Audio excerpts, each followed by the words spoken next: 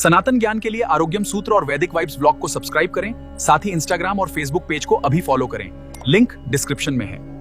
अगर कोई ये दावा करे कि केवल कुछ विशेष अक्षरों को एक खास लय में बोलने से या उच्चारित करने से किसी इंसान के दिमाग के रसायनों को हैक किया जा सकता है या फिर दूर बैठे किसी व्यक्ति को शारीरिक रूप से पंगु बनाया जा सकता है, तो ये बिल्कुल किसी साइंस फिक्शन फिल्म या किसी पुराने जादू टोने जैसा लगता है। और ये संदेह होना बहुत स्वाभाविक भी है। अमूमन जब इंसान किसी भौतिक समस्या का सामना करता है, चाहे वो कोई गंभीर बीमारी हो या आर्थिक संकट हो, हाँ, कोई भी व्यावहारिक परेशानी हो, बिल्कुल, तो उम्मीद यही रहती है कि उसका समाधान भी उतना ही भौतिक और ठोस होगा। मतलब सिर दर्द है तो एक गोली चाहिए। सही बात है। पैसे की कमी है तो बैंक का लोन चाहिए। एकदम सही। लेकिन जब समाधान के रूप में केवल कुछ ध्वनियों या मंत्रों की बात आती है, तो आज की जो आधुनिक और तार्किक सोच है वो तुरंत इसे अंधविश्वास के खांचे में डाल देती है, क्योंकि सदियों से इन प्रक्रियाओं को इतने रहस्यमय तरीके से पेश किया गया है कि इसके पीछे का जो मूल विज्ञान था वो कहीं खोई गया। आधुनिक इंसान हर चीज को कारण और परिणाम के तराजू पर तौलता है। उसे ये समझना होता है कि क से ख तक पहुंचने की वास्तविक प्रक्रिया क्या है। बिल्कुल। और इसीलिए आज का हमारा ये गहन अध्ययन बहुत ज्यादा रोमांचक होने वाला है। आज हम जिस सामग्री का बहुत गहराई से विश्लेषण कर रहे हैं वो आचार्य मनोज वासुदेव की पुस्तक मंत्र शक्तियों का विज्ञान पर आधारित है जी। और इस चर्चा का मुख्य उद्देश्य इन प्राचीन मंत्रों को किसी धार्मिक आस्था या रहस्यमयी जादू के चश्मे से देखना बिल्कुल नहीं है, बल्कि आज का मिशन ये खोजना है कि क्या ये ध्वनियां, ये मंत्र वास्तव में आधुनिक विज्ञान के किसी बायो हैकिंग फॉर्मूले की तरह काम करते हैं। एक बहुत ही दिलचस्प सवाल है। मतलब क्या इनके पीछे तरंगों यानी वाइब्रेशंस का कोई ऐसा जटिल खेल है जो सीधे हमारी बायोलॉजी और एंडोक्राइन सिस्टम से जुड़ा है? इस पूरे विषय को समझने के लिए सबसे पहले उस बुनियादी नींव को समझना होगा जिस पर ये पूरा ब्रह्मांड टिका है। बेसिक से शुरू करते हैं। हाँ, क्योंकि अगर हम यही नहीं समझेंगे कि पदार्थ या मैटर क्या है, तो हम ये कभी नहीं समझ पाएंगे कि ध्वनि उस पदार्थ को कैसे बदल सकती है। दिलचस्प बात यह है कि बचपन से जो एक बात सिखाई जाती है कि ये पूरी सृष्टि 5 तत्वों से बनी है, वही पृथ्वी, जल, अग्नि, आकाश और वायु। बिल्कुल, उसे सांख्य और वेदांत दर्शन पूरी तरह से खारिज करते हैं। अच्छा। हाँ, इन प्राचीन दर्शनों के अनुसार ये 5 तत्व का सिद्धांत केवल एक भ्रम है। एक मिनट, भ्रम है? मतलब जो कुछ भी हम देख रहे हैं, छू रहे हैं, महसूस कर रहे हैं, वो सच नहीं है? ये तो कुछ वैसी बात हो गई कि इंसान किसी मैट्रिक्स में जी रहा है। इसे एक वैज्ञानिक दृष्टिकोण से समझने की कोशिश करते हैं। इन प्राचीन ग्रंथों में स्पष्ट रूप से बताया गया है कि वास्तविकता में केवल एक ही मूल तत्व है, जिसे उन्होंने ब्रह्म तत्व या एक विशुद्ध ऊर्जा का नाम दिया है। जो विश्लेषण हम देख रहे हैं उसमें एक बहुत ही चौंकाने वाली बात कही गई है। इसमें बताया गया है कि जब सुई की नोक के 1 करोड़वें हिस्से से भी छोटे अंश में, यानी एक ऐसी जगह जो वस्तुतः शून्य के बराबर है, वहां जब इस ऊर्जा का प्रवेश हुआ तो एक महाविस्फोट हुआ। अरे, ये तो बिल्कुल बिग बैंग थ्योरी की तरह लगता है। बिल्कुल। मतलब आधुनिक भौतिकी भी तो यही मानती है कि ये पूरा ब्रह्मांड एक अनंत घनत्व वाले बिंदु से, जिसे सिंगुलैरिटी कहते हैं, वहां से एक महाविस्फोट के जरिए फैला है। एकदम सही। और उस महाविस्फोट के बाद जो कुछ भी बना वो उसी एक मूल ऊर्जा का विस्तार था। अब सवाल ये उठता है कि अगर सब कुछ एक ही ऊर्जा से बना है तो हमारे सामने इतनी विविधता क्यों है? हाँ, पानी, आग, पत्थर, पेड़, इंसान, ये सब एक दूसरे से इतने अलग क्यों दिखाई देते हैं? इसका एकमात्र कारण है तरंगों का कंपन या वाइब्रेशन। उस एक ही मूल तत्व में जब कंपन की गति या फ्रीक्वेंसी बदलती है तो वो हमारी इंद्रियों को अलग अलग रूप में महसूस होने लगता है। पानी का उदाहरण इसे समझने के लिए सबसे बेहतरीन है। हाँ, पानी जो कि सामान्य तापमान पर तरल रहता है। बिल्कुल, मूल रूप से वो H2O है, लेकिन जब अग्नि के संपर्क में आकर उसका तापमान बढ़ता है, यानी उसके अणुओं का कंपन बहुत तेज हो जाता है, तो वो गैस या भाप बन जाता है। कंपन तेज हो गया तो रूप बदल गया। और जब तापमान एकदम गिर जाता है, कंपन धीमा पड़ जाता है, तो वही पानी ठोस बर्फ का रूप ले लेता है। पदार्थ वही है, बस उसके कंपन का स्तर बदल रहा है। ये तो संगीत के वाद्य यंत्र वाले उदाहरण से भी बहुत अच्छे से समझ आता है, जिसका जिक्र स्रोत में किया गया है। हाँ, वो सितार वाला उदाहरण। सही। सोचिए कि एक सितार का तार है, तार केवल एक है, लेकिन जब उसमें धीमा कंपन पैदा किया जाता है तो सा की धुनी निकलती है। से आज के क्वांटम फिजिक्स से जोड़कर देखें तो आधुनिक विज्ञान भी इसी नतीजे पर पहुंचा है। वो कैसे? जब हम किसी भी ठोस पदार्थ को एटम, फिर इलेक्ट्रॉन, प्रोटॉन और अंत में क्वार्क तक तोड़ते हैं तो वहाँ कोई ठोस चीज नहीं बचती। वहाँ सिर्फ ऊर्जा की तरंगें बचती हैं जो लगातार कंपन कर रही हैं। स्ट्रिंग थ्योरी भी तो यही कहती है। यानी जो कुछ भी हम देख या छू रहे हैं वो केवल अलग अलग फ्रीक्वेंसी पर वाइब्रेट हो रही एक ही ऊर्जा है। बिल्कुल। तो अब अगर हम इस सिद्धांत को मंत्रों से जोड़ें तो क्या मंत्र सिर्फ उन विशिष्ट कंपनों को पैदा करने के तरीके हैं? सटीक। मंत्र केवल ध्वनियों का एक ऐसा समूह है जिसे एक विशेष तरीके से उच्चारित करने पर एक बहुत ही विशिष्ट फ्रीक्वेंसी पैदा होती है। मंत्र इस पूरे ब्रह्मांडीय कंपन को हैक करने के या नियंत्रित करने के फॉर्मूले हैं। लेकिन यहीं पर लोग सबसे बड़ी गलती करते हैं। क्या गलती? वे सोचते हैं कि केवल किसी शब्द को बार बार दोहरा लेने से काम हो जाएगा। हाँ, ये एक बहुत आम शिकायत है। अक्सर सुनने को मिलता है कि अरे मैंने इस मंत्र का 1,00,000 बार जाप किया लेकिन कुछ भी नहीं बदला। और उसका कारण ये है कि मंत्र केवल एक फॉर्मूला है। इसे फिर से उस H2O के उदाहरण से बहुत गहराई से समझाया गया है। हम सब जानते हैं कि प्यास बुझाने वाले पानी का रासायनिक सूत्र H2O है। 2 भाग हाइड्रोजन, 1 भाग ऑक्सीजन। अब कल्पना कीजिए कि कोई इंसान रेगिस्तान में प्यास से तड़प रहा है और वो रेत पर बैठकर सिर्फ H2O, H2O, H2O रटना शुरू कर दे। क्या महज इस फॉर्मूले का जाप करने से उसके शरीर का डिहाइड्रेशन खत्म हो जाएगा? जाहिर है बिल्कुल नहीं। प्यास बुझाने के लिए तो उसे भौतिक रूप से हाइड्रोजन और ऑक्सीजन को मिलाना होगा या सीधा पानी पीना होगा। सिर्फ फॉर्मूला रटने से तो कुछ नहीं होगा। यही विज्ञान मंत्रों पे लागू होता है। मंत्र केवल वो H2O है, वो एक कोडिंग है। लेकिन उस कोडिंग को एक वास्तविक परिणाम में बदलने के लिए 3 और घटकों की आवश्यकता होती है: तंत्र, यंत्र और जंत्र। ये तीनों क्या हैं? तंत्र वो तकनीक या टेक्नोलॉजी है जिससे उस फॉर्मूले को लागू किया जाएगा। यंत्र वो उपकरण या मशीन है जो उस तकनीक को सपोर्ट करेगा। और इन सब के ऊपर है जंत्र, जिसका मतलब है पुरुषार्थ या व्यक्तिगत प्रयास। अच्छा, इसे अगर रोजमर्रा की जिंदगी के एक बेहतरीन उदाहरण से समझें तो ये बिल्कुल ऐसा है जैसे आपके हाथ में दुनिया की सबसे शानदार केक की रेसिपी लग जाए। वो रेसिपी आपका मंत्र है, लेकिन केवल उस कागज को घूरते रहने से या उसे जोर जोर से पढ़ने से टेबल पर केक नहीं आ जाएगा। बिल्कुल नहीं आएगा। उस रेसिपी को हकीकत में बदलने के लिए एक ओवन चाहिए जो कि यंत्र है, तापमान सेट करने की और बेकिंग की सही विधि चाहिए जो कि तंत्र है, और सबसे जरूरी बात, खुद किचन में खड़े होकर अंडे और आटा फेंटने की मेहनत करनी होगी जो जंत्र है। एकदम सही। जब मंत्र, तंत्र, यंत्र और जंत्र का सटीक तालमेल होता है तभी कोई परिणाम सामने आता है। ये तुलना इस पूरी प्रक्रिया को बिल्कुल स्पष्ट कर देती है। बिना सही व्यवस्था और प्रयास के केवल शब्द रटना महज गले की कसरत है, उससे ज्यादा कुछ नहीं। और क्योंकि ये मंत्र एक तरह के फॉर्मूले हैं, इसलिए इनका निर्माण अलग अलग उद्देश्यों और परिणामों के लिए किया गया है। बिल्कुल। और यहाँ आकर ये विश्लेषण और भी दिलचस्प हो जाता है, क्योंकि स्रोत सामग्री में इन मंत्रों को उनके गुणों के आधार पर बहुत ही स्पष्ट रूप से वर्गीकृत किया गया है। मुख्य रूप से इन्हें 3 श्रेणियों में बांटा गया है: सतोगुणी, रजोगुणी और तमोगुणी।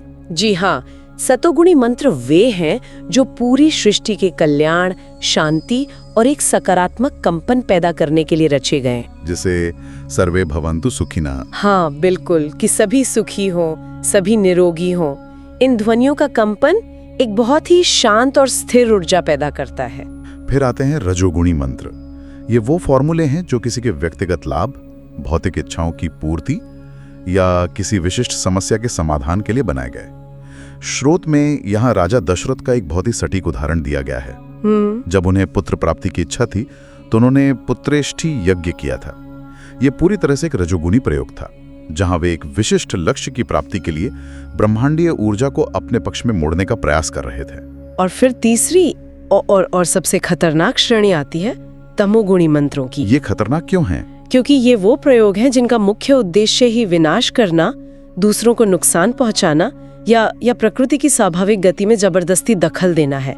मारण यानी किसी की जान लेना, मोहन किसी को वश में करना, और उच्चाटन उच्चाटन का मतलब है किसी के मन में इतनी विरक्ति भर देना कि वो अपना घर या काम छोड़ दे। ये सारी क्रियाएं इसी तमोगुणी श्रेणी में आती हैं। यहाँ मुझे एक सवाल परेशान कर रहा है। जब प्राचीन ऋषियों मुनियों के पास इतनी असीम ज्ञान संपदा थी, तो उन्होंने जानबूझकर ऐसे तमोगुणी फॉर्मूले क्यों बनाए जो इतने विनाशकारी हैं?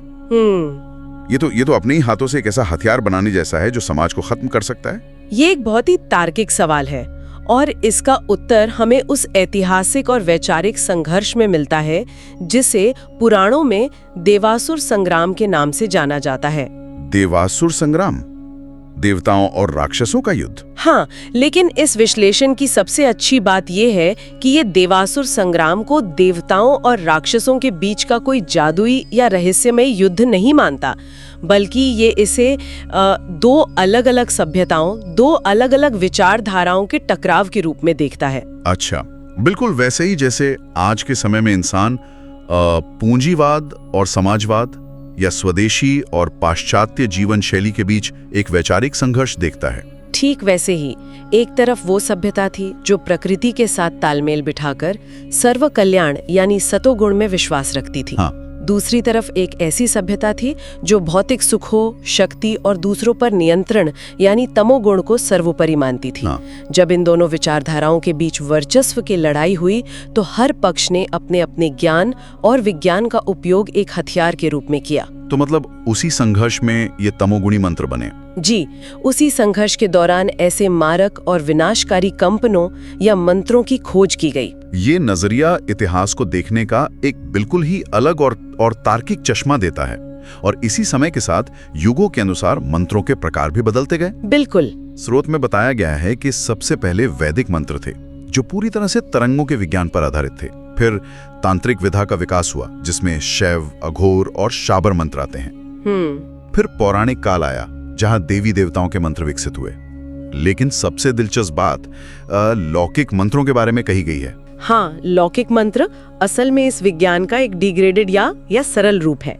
समय के साथ जैसे जैसे इंसानों की जीवन शैली बदली, उनके शरीर की क्षमता, उनके नर्वस सिस्टम की ताकत कम होती गई। क्षमता कम हो गई? हाँ, जो पुराने वैदिक या तांत्रिक मंत्र थे, उनका कंपन इतना शक्तिशाली होता था कि एक आम इंसान का कमजोर शरीर उस ऊर्जा को सही नहीं सकता था। ओहो, तो एक तरह से पुराने भारी भरकम सॉफ्टवेयर को चलाने के लिए इंसानी शरीर का हार्डवेयर कमजोर पड़ गया। बिल्कुल सही कहा। जब हार्डवेयर कमजोर हो गया तो उस भारी ऊर्जा वाले फॉर्मूले के कुछ आसान शॉर्टकट बनाए गए। जैसे क्या? में प्रयोग किया जाना। बिल्कुल सही। ये सरल हैं, लेकिन निरंतर दोहराए जाने पर ये भी एक विशिष्ट लय पैदा करते हैं जो मानसिक शांति और शारीरिक रसायन में बदलाव लाते हैं। और ये बात हमें इस चर्चा के सबसे रहस्यमयी लेकिन सबसे वैज्ञानिक हिस्से की तरफ ले जाती है, बायोलॉजी ऑफ मंत्रास। ये समझना बहुत जरूरी है कि ये मंत्र भौतिक रूप से हमारे शरीर के भीतर जाकर असल में काम कैसे करते हैं। सबसे पहले तो स्रोत बताता है कि इन ध्वनियों को पैदा करने के 3 अलग-अलग तरीके हैं। जी, जबकि 3 मुख्य विधियां बताई गई हैं। पहली है वाचिक, जिसमें आवाज के साथ सस्वर मंत्र को बोला जाता है। ठीक है। दूसरी है उपांशु, जिसमें व्यक्ति के होंठ और जीभ तो हिलते हैं लेकिन बाहर कोई आवाज नहीं आती, बस एक बहुत ही सूक्ष्म बुदबुदाहट होती है। और तीसरी सबसे जटिल विधि है मानस जप, जिसमें शरीर का कोई अंग नहीं हिलता, सब कुछ सिर्फ मन के भीतर विचारों के स्तर पर होता है। यहाँ एक तार्किक उलझन है। जब हम कुछ जोर से बोलते हैं यानी वाचिक, तो गले की वोकल कॉर्ड से ध्वनि तरंगें पैदा होती हैं, ये तो समझ आता है जी। लेकिन जब हम केवल मन में सोच रहे हैं मानस जप, तो वहां कंपन कैसे पैदा हो रहा है? वहां तो कोई आवाज ही नहीं है। ये न्यूरोलॉजी का एक बहुत ही शानदार पहलू है।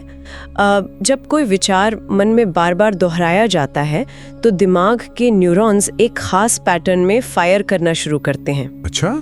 इसे न्यूरल ऑसिलेशन या ब्रेन वेव्स कहते हैं।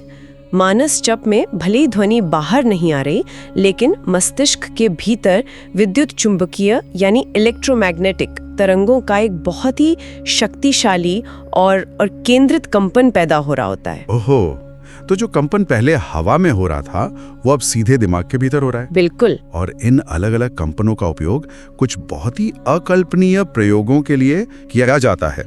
जैसे स्रोत में स्तंभन का जिक्र है। स्तंभन। स्तंभन का मतलब है किसी इंसान को पंगु बना देना। एक व्यक्ति मानसिक और शारीरिक रूप से पूरी तरह फिट है, उसके पास प्रतिभा है, लेकिन वो अचानक कोई काम नहीं कर पाता। ऐसा लगता है जैसे किसी ने उसे अदृश्य रस्सियों से बांध दिया हो। और आम भाषा में लोग इसे जादू टोना कह देते हैं। मैं भी यही सोच रहा था। मैं ये तो मान सकता हूँ कि मेरे मंत्र जपने से मेरे शरीर के रसायन बदल जाएंगे और मुझे शांति मिलेगी, लेकिन मेरे कुछ बुदबुदाने से किसी दूर बैठी व्यक्ति का दिमाग कैसे हैक हो सकता है? ये तो पूरी तरह से साइंस फिक्शन लगता है। ध्वनि तरंगे इतनी दूर तक किसी के शरीर में कैसे प्रवेश कर सकती हैं? ये सवाल बहुत ही वाजिब है और इसे समझने के लिए हमें भौतिकी के रेजोनेंस या अनुनाद के सिद्धांत को समझना होगा।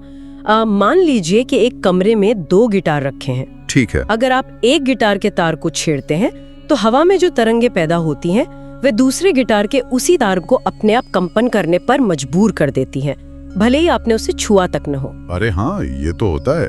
क्वांटम एंटेंगलमेंट भी कुछ इसी तरह काम करता है, जहां ऊर्जा एक स्थान से दूसरे स्थान पर बिना किसी भौतिक माध्यम के प्रभाव डाल सकती है। यानी अगर कोई व्यक्ति किसी विशिष्ट तमोगुणी मंत्र का जाप करके एक खास नकारात्मक फ्रीक्वेंसी पैदा करता है, तो वो कंपन सामने वाले व्यक्ति के मस्तिष्क की तरंगों के साथ रेजोनेट करके उसके सिस्टम को क्रैश कर सकता है। बिल्कुल कर सकता है। और ये पूरा खेल मस्तिष्क के भीतर बैठी एक बहुत ही छोटी लेकिन बेहद शक्तिशाली ग्रंथि के जरिए होता है, पीनियल ग्लैंड। हाँ, पीनियल ग्लैंड। इस ग्रंथि के बारे में जो आंकड़े दिए गए हैं वो सच में दिमाग घुमा देने वाले हैं। स्रोत के अनुसार इंसान के दिमाग में 1 करोड़ कोशिकाएं हर समय सक्रिय रहती हैं और उनके बीच ये पीनियल ग्लैंड एक मास्टर कंट्रोलर की तरह बैठी है, जो लगभग 10 लाख तरह के विभिन्न रसायनों या हार्मोन्स के स्राव को नियंत्रित करती है। 10 लाख रसायन। अगर हम इसे आधुनिक विज्ञान के नजरिए से देखें तो पीनियल ग्लैंड हमारे शरीर की बायोलॉजिकल क्लॉक, नींद के चक्र और कई महत्वपूर्ण न्यूरोट्रांसमीटर्स को रेगुलेट करती है। प्राचीन विज्ञान ये मानता है कि जब ध्वनि तरंगे शरीर के भीतर जाती हैं, विशेषकर जब वे हड्डियों के माध्यम से या वेगस नर्व के जरिए यात्रा करती हैं, तो वो सीधे इस पीनियल ग्लैंड से टकराती हैं। तो क्या हम इसे एक तरह का बायोलॉजिकल राउटर मान सकते हैं? राउटर? हाँ, जैसे घर का वाईफाई राउटर अदृश्य तरंगों को पकड़कर उन्हें इंटरनेट के डेटा में बदल देता है, वैसे ही ये पीनियल ग्लैंड ध्वनि के अदृश्य कंपनों को पकड़कर उन्हें शरीर के रसायनों में बदल देती है। अरे वाह, ये बहुत ही सटीक उपमा है। विशिष्ट मंत्रों की विशिष्ट फ्रीक्वेंसी पीनियल ग्लैंड को ट्रिगर करती है। अगर कंपन स्तंभन वाला है तो ये ग्रंथि ऐसे रसायनों का स्राव रोक देगी जो इंद्रियों को काम करने का निर्देश देते हैं। मतलब इंसान पैरालाइज्ड फील करेगा? बिल्कुल। क्षमता होते हुए भी केमिकल रिलीज ना होने के कारण शरीर लकवाग्रस्त जैसा महसूस करेगा। बाप रे। और सिर्फ स्तंभन ही क्यों, स्रोत में तो विध्वंसन और जारण जैसे प्रयोगों का भी जिक्र है। विध्वंसन में ऐसा कंपन पैदा किया जाता है जो प्रकृति में उथल-पुथल मचा दे। इसमें राजा विक्रमादित्य का उदाहरण है, जिनके बारे में कहा जाता है कि वे जब आक्रमण के लिए निकलते थे तो उस विशेष कंपन के कारण शत्रुओं के राज्य में उनके पहुंचने से पहले ही भूकंप या प्राकृतिक आपदाएं आ जाती थी। और जारण की प्रक्रिया में किसी अनिष्टकारी ऊर्जा या शत्रुतापूर्ण कंपन को पूरी तरह भस्म करने की बात कही गई है। वो कैसे? इस संदर्भ में स्रोत एक बहुत ही दिलचस्प ऐतिहासिक दृष्टिकोण पेश करता है, जहां कालिदास और मोहम्मद साहब के बीच काबा के स्थान पर एक वैचारिक और ऊर्जात्मक टकराव का उल्लेख है, जिसमें निर्वाण मंत्र के प्रयोग की बात कही गई है। ये स्पष्ट कर देना बहुत जरूरी है कि हम यहाँ किसी भी धार्मिक मान्यता या इतिहास पर टिप्पणी नहीं कर रहे हैं। बिल्कुल नहीं। या ये सिर्फ स्रोत सामग्री में दी गई जानकारी का निष्पक्ष विश्लेषण है, जो ये दर्शाता है कि प्राचीन काल में इन कंपन विद्याओं का उपयोग किस पैमाने पर होता था। सही बात है। लेकिन अगर इन मंत्रों और तरंगों में सचमुच किसी इंसान के दिमाग के रसायनों को हैक करने या प्रकृति तक को प्रभावित करने की इतनी अचूक क्षमता है, तो ये तो एक बहुत ही खतरनाक हथियार हुआ। और इसीलिए इस विश्लेषण का अंतिम और सबसे महत्वपूर्ण हिस्सा चेतावनियों और अनुशासन पर केंद्रित है। आचार्य जी बहुत स्पष्ट रूप से कहते हैं कि ये कोई ऐसा प्लग एंड प्ले गेम नहीं है जो कोई भी बाजार से खरीद लाए और बिना मैनुअल पढ़े चालू कर दे। मंत्र एक असीम महाशक्ति है। गलत फॉर्मूले का चुनाव केवल आपकी मेहनत बर्बाद नहीं करेगा, ये आपका सर्वनाश कर सकता है। इस बात को समझना बहुत जरूरी है। स्रोत स्पष्ट रूप से बताता है कि हमारे शरीर की, हमारे नर्वस सिस्टम की एक निश्चित क्षमता होती है।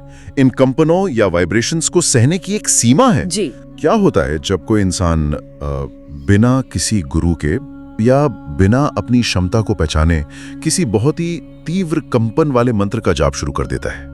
भौतिक विज्ञान का ही उदाहरण लें। अगर एक सिंगर अपनी आवाज को एक विशेष उच्च फ्रीक्वेंसी पर ले जाता है तो कांच का ग्लास टूट जाता है। हाँ, क्योंकि कांच उस रेजोनेंस को सह नहीं पाता। ठीक उसी तरह अगर दिमाग के भीतर बहुत उच्च फ्रीक्वेंसी का कंपन पैदा कर दिया जाए और शरीर उसे सहने के लिए तैयार ना हो तो दिमाग की नसें फट सकती हैं, इंसान अपना मानसिक संतुलन खो सकता है, यहाँ तक कि फिर ब्रेन हैमरेज भी हो सकता है। ये बात सच में रोंगटे खड़े कर देने वाली है कि एक ध्वनि कैसे इंसान के शरीर को अंदर से फाड़ सकती है। इसीलिए सिर्फ मंत्र जपना काफी नहीं माना गया है। स्रोत के अनुसार जिस प्रकृति का मंत्र आप जप रहे हैं उसी के अनुरूप आपका आहार, विहार और विचार होना चाहिए। आहार मतलब भोजन, विहार मतलब रहने सहने का तरीका और विचार मतलब सोच। अगर कोई व्यक्ति सतोगुणी मंत्र का जाप कर रहा है जो शांति और निर्माण का कंपन पैदा करता है, लेकिन उसका आहार विहार हिंसक या तामसिक है, उसके विचार नकारात्मक है, तो शरीर के भीतर दो विपरीत कंपनों का टकराव होगा। इस टकराव का परिणाम शरीर और मन के लिए बहुत विनाशकारी हो सकता है। बिना भारी अनुशासन और संयम के इस ऊर्जा के साथ खिलवाड़ करना आग से खेलने जैसा है। तो अगर हम आज के इस पूरे गहन अध्ययन के तारों को एक साथ जोड़ें तो तस्वीर बिल्कुल साफ हो जाती है। मंत्र केवल कुछ अक्षरों या शब्दों का धार्मिक समूह नहीं है, वे इस ब्रह्मांड के मूल विज्ञान यानी कंपन और तरंगों के सटीक फॉर्मूले हैं। जब सही तकनीक यानी तंत्र, उपकरण यानी यंत्र और पुरुषार्थ यानी जंत्र के साथ इन फॉर्मूलों का उपयोग किया जाता है तो वे हमारे शरीर के राउटर यानी पीनियल ग्लैंड को ट्रिगर करते हैं। और फिर वो पीनियल ग्लैंड हमारे बायोलॉजिकल सिस्टम में ऐसे रसायनों का स्राव करती हैं जो हमारी शारीरिक और मानसिक क्षमताओं को उस स्तर तक बढ़ा सकते हैं जिसे दुनिया चमत्कार मान लेती है। बिल्कुल, ये कोई रहस्यमय जादू नहीं है, ये पूरी तरह से ध्वनि तरंगों, क्वांटम भौतिकी और मानव शरीर विज्ञान का एक बहुत ही जटिल और उन्नत विज्ञान है। इस पूरे विज्ञान को समझने के बाद मेरे मन में एक ऐसा विचार आ रहा है जो इस पूरी चर्चा को हमारे आज के रोजमर्रा के जीवन से जोड़ देता है और ये एक ऐसा सवाल है जिस पर गंभीरता से विचार किया जाना चाहिए। वो विचार क्या है? अगर केवल कुछ ध्वनियों और शब्दों के कंपन में हमारे मस्तिष्क के 10 लाख रसायनों को हैक करने की और हमारे पूरे जीवन की दिशा को बदलने की इतनी अचूक क्षमता है तो जरा सोचने वाली बात है। रोजमर्रा की जिंदगी में इंसान अनजाने में ही खुद से कितनी नकारात्मक बातें बोलता है। मुझसे नहीं होगा, मेरी तो किस्मत ही खराब है, मैं हमेशा हार जाता हूँ, या फिर जो नफरत और गुस्से भरे विचार इंसान मन ही मन दोहराता रहता है। ये वाकई एक बहुत गहरी और डरा देने वाली बात है। अनजाने में ही लगातार एक ऐसा नकारात्मक न्यूरल ऑसिलेशन पैदा किया जा रहा है। बिल्कुल। क्या ये संभव नहीं है कि बिना किसी विधि विधान या यज्ञ के भी महज अपनी ही नकारात्मक बातों को बार बार दोहराकर इंसान अनजाने में अपने शरीर और जीवन पर कोई तमोगुणी मंत्र रच रहा हो?